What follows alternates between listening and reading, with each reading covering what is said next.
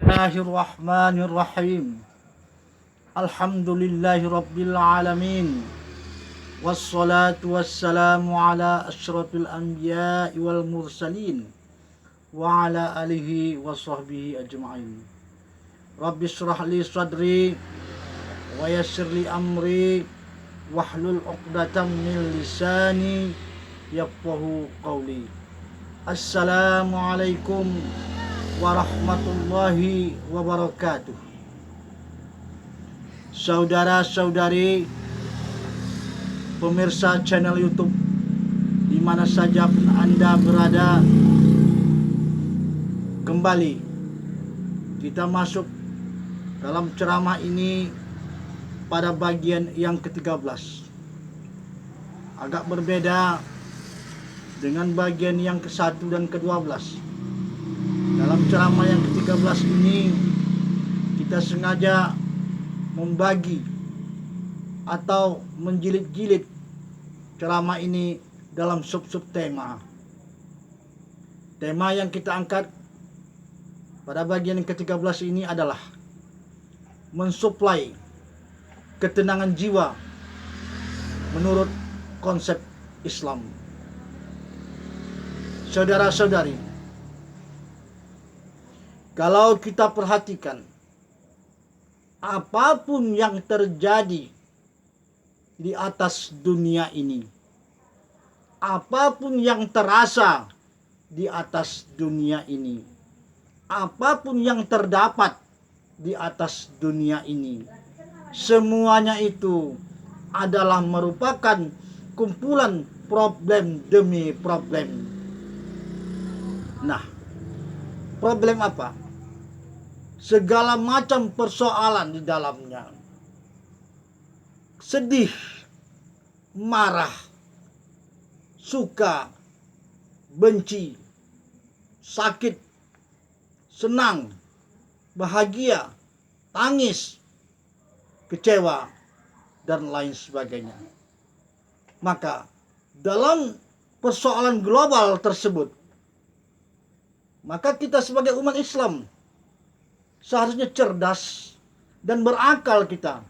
Apa konsep yang kita pakai dalam segala persoalan-persoalan tersebut? Saudara-saudari, untuk hal ini mari sama-sama kita dengarkan Allah mengajak kita. Ya ayyuhan nafsul mutmainnah, irji'i ila rabbiki radiyatan mardiyah, fadkhuli fi ibadi wadkhuli jannati.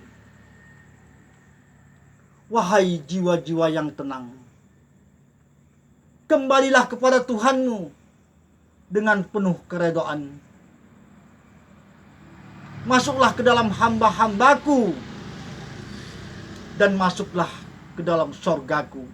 Seruan Allah kepada kita umat Islam.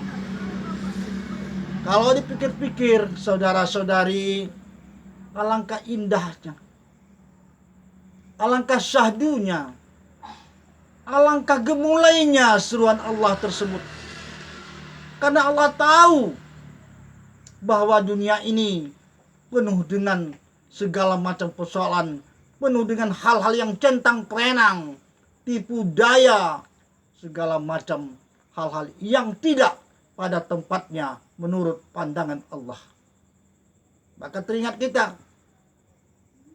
ketika pertama Adam diciptakan, pertama Adam mau diciptakan Allah, malaikat itu macam protes tuh. Ya Allah, apakah engkau ciptakan manusia di muka bumi sebagai khalifah yang nantinya mereka akan berkelahi, berperang, bertumpahan darah, sedangkan kami hambamu yang taat patuh kepadamu? Kata malaikat. Apa kata Allah? Aku sesungguhnya lebih tahu dari apa yang kalian tidak tahu. Artinya Allah ciptakan manusia Kita-kita ini di atas permukaan bumi ini sudah dipersiapkan memang. Sudah diatur kian. Telah diberinya pedoman kepada kita.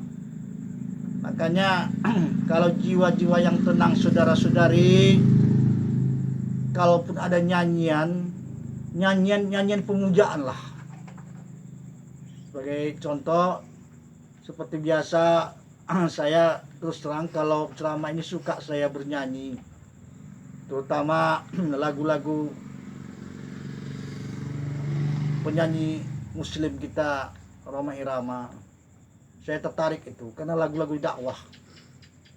Sebagai salah satunya, sepotong-sepotong saja tanda-tanda ketenangan jiwa tersebut yang saya simpulkan tadi, yaitu pemujaan. Misalnya, hei malam bulan purnama bermandikan cahaya, hei malam bulan purnama bermandikan cahaya. Nah, sepotong-sepotong saja. Nah, itulah gambarannya. Kemudian lagu-lagu pemujaan lainnya, itu gambaran ketenangan jiwa. Tidak ada keluh kesah. Jadi saudara-saudari, kembali ke inti persoalan kita, apa kira-kira yang bisa membuat jiwa kita tenang dalam hidup ini? Yang pertama sekali saudara-saudari adalah penyerahan diri kepada Allah. Kita serahkan diri ini sepenuhnya kepada Allah. Apakah nasib kita baik, apakah buruk, kita serahkan kepada Allah.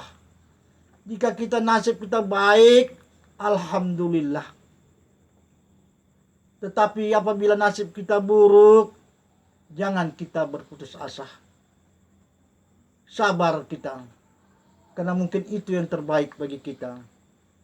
Penyerahan diri kepada Allah dan menyadari bahwa sesungguhnya kita ini lemah. Kita tidak ada daya upaya, saudara-saudari. Kita tidak minta dilahirkan kok. Itu hakikatnya. Tidak ada kita meminta dilahirkan. Tak tahu kita itu urusan mana itu. Bagaimana kita proses kita lahir, kita tidak minta dilahirkan. Tapi tiba-tiba kita sudah lahirkan. Kita juga tidak tahu, kok ini ayah kita, kok ini ibu kita. Itu bukan urusan kita, rahasia Allah. Terima sajalah. Setelah penyerahan diri kepada Allah, maka masuk kita yang kedua, yaitu zikir kepada Allah. Berzikir kita kepada Allah setiap saat. Ada zikir lidah, ada zikir hati. Kalau zikir lidah, sebagaimana kita ketahui, misalnya subhanallah, alhamdulillah, Allahu akbar, la ilaha illallah. Makanya ada juga kawan-kawan ini yang mempersingkat saja supaya gampang, semuanya tercakup. Subhanallahi walhamdulillahi wa la ilaha illallah wallahu akbar. Lengkap semua. Itu saja pun bagus. Kita zikirkan terus. Itu zikir lidah. Kemudian zikir hati. Pandangi alam ini saudara-saudari. Pandangi awan yang berarak, yang dihembus bayu. Pandangi bintang gemintang. Rembulan ketika purnama. Sang surya memancar setiap hari, yang datang ketika pagi-pagi menjelang senja kembali digantikan dengan rembulan. Semua itu proses alam yang merupakan zikir kepada kita. Semuanya siapa yang mengatur? Allah Subhanahu wa taala. Demikian juga hati kita ini saudara-saudari. Terapkanlah seperti itu dan masukkan ke dalam hati kita bahwa semuanya ini adalah ruang lingkup ciptaan Allah, yang kita adalah bagian di dalamnya, dan kita pasrah tunduk kepada Allah. Ikuti agama Allah. Jika tidak demikian, saudara-saudari, jiwa akan gersang. timbul berbagai macam keluhan. Kalau sudah mengeluh dalam hidupnya saudara-saudari, apalah artinya? Hidup sementara, mengeluh pun kita bakal berangkat kok. Tak mengeluh pun kita juga bakal berangkat. Alangkah bijaksananya kita serahkan diri kita kepada Allah. Hidupku, matiku karena Allah. Makanya dalam menerapkan ketenangan jiwa tadi sudah ada acuannya kok. Lillahi ta'ala. Perhatikan segala niat yang ada seperti kita pelajari selama ini, semuanya lillahi ta'ala. Misalnya sholat subuh misalnya, usolli pada subhi rakaataini makmuman atau imaman lillahi ta'ala, karena Allah ta'ala. Puasa misalnya, nawaitu shauma ghadin man ada ifatu sahri ramadhana fi hadhihi sanati lillahi ta'ala. Jadi semua itu karena Allah ta'ala. Apabila semua itu karena Allah ta'ala, maka timbullah ketenangan jiwa. Inilah yang perlu kita terapkan dalam kehidupan ini, saudara-saudari. Bijaksana kita sebagai seorang mukmin, bijaksana kita sebagai seorang muslim. Rebut kesempatan untuk dapat menerapkan ketenangan jiwa dalam kehidupan kita. Inilah intinya. Makanya jadilah kita jiwa-jiwa yang tegar dalam ketenangan. Jiwa-jiwa istiqomah dalam ketenangan. Istiqomah dalam kebenaran. Ketenangan dan kebenaran identik, saudara-saudari.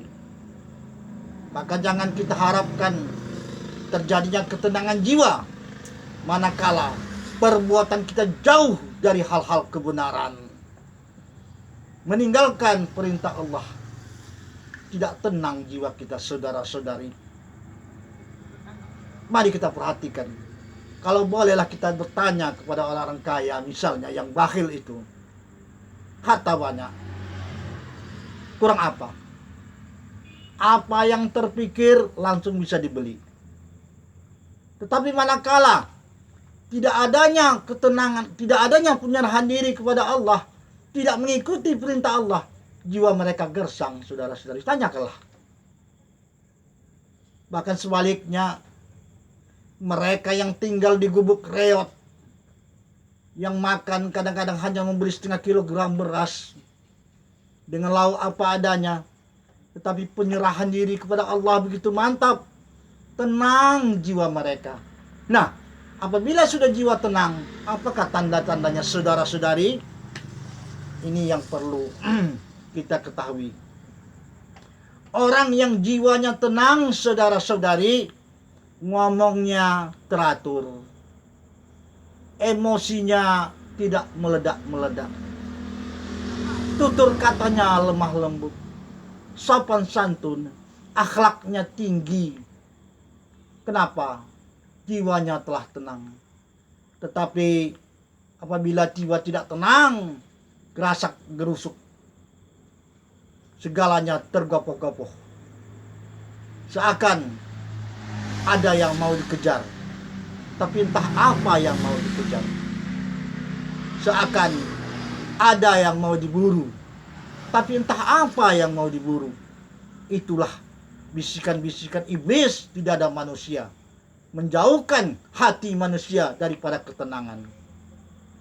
Maka intinya, saudara-saudari, mau jiwa kita tenang, kembalikan segala perbuatan kita kepada nilai-nilai agama yang telah ditetapkan oleh Allah Subhanahu wa taala. Beruntunglah kita dijadikan Allah sebagai orang yang berada dalam keadaan muslim, saudara-saudari. Semua konsep telah diatur, hanya kita tinggal menjalani saja. Jalanilah. Maka saudara-saudari, intinya dalam ceramah yang singkat dalam tema yang sub-sub itu tersebut ini, maka ketenangan jiwa itu adalah penyerahan diri kepada Allah, zikir kepada Allah. Itulah, dan jika demikian akan terkawal segala perbuatan kita, perkataan kita, perbuatan kita, tingkah laku kita, dan sebagainya tetap di jalan Allah. Sampailah kita nanti pada akhirnya jika akan diberangkatkan dari dunia yang fana ini ke alam sana, ke dalam tanah, kita tenang, dalam keadaan tenang, jiwa yang tenang. Barangkali demikianlah yang bisa kita sampaikan, mudah-mudahan bermanfaat kepada kita semua. Tapi dengan harapan saudara-saudari, tak malu-malu kita tetap berharap, mohonlah di subscribe saudara-saudari. Mudah-mudahan ceramah yang kita sampaikan ini bisa berkembang meluas terus dan menghasilkan sesuatu yang bermanfaat dalam kehidupan kita yang sementara di atas dunia ini. Inilah harapan kita bersama, harapan saya, harapan saudara-saudari tentunya. Dan harapan itu mari kita sampaikan kepada Allah, berserah diri kepada Allah. Semoga apa yang kita lakukan ini bermanfaat. Billahi taufiq wal hidayah. Assalamualaikum warahmatullahi wabarakatuh.